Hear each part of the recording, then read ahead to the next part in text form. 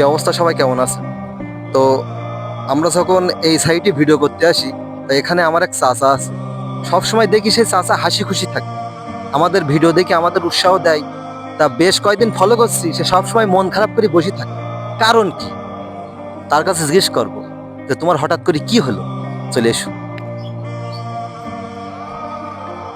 কাছে এসো। আসসালামু আলাইকুম। ওয়ালাইকুম আসসালাম। তুমি ভালো আছো? হ্যাঁ, আলহামদুলিল্লাহ ভালো আছি কোন রকম। কেন কোনো রকম কেন? আর বাবা কই না, সবে কি ধান করিলাম, ধান করলাম 1,15,000 টাকা খরচ হইলো সবে কি ওই ধানে করি। এখন হালকাতা শোধ করতে পারছি না, বাজার ঘাটও উঠতে পারছি না, কলটা কেটে দাও।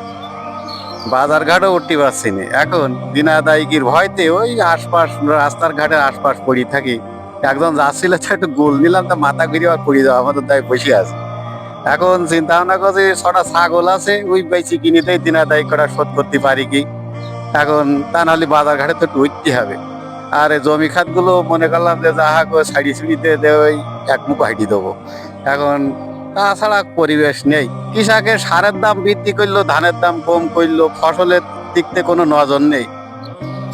তো আমার চাচার এই হচ্ছে সমস্যা, যে ব্যক্তিরা সবসময় হাসি খুশি ছিল, তার মাথায় টেনশন, হাতে উঠে গেছে গুল গুল খাচ্ছে, মাথা করে এভাবে পড়ে থাকছে।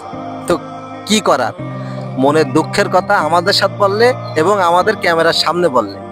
এমন সমস্যা এই কয়েক বছরের ভিতরে আমরা পড়িনি আমাদের জীবনে।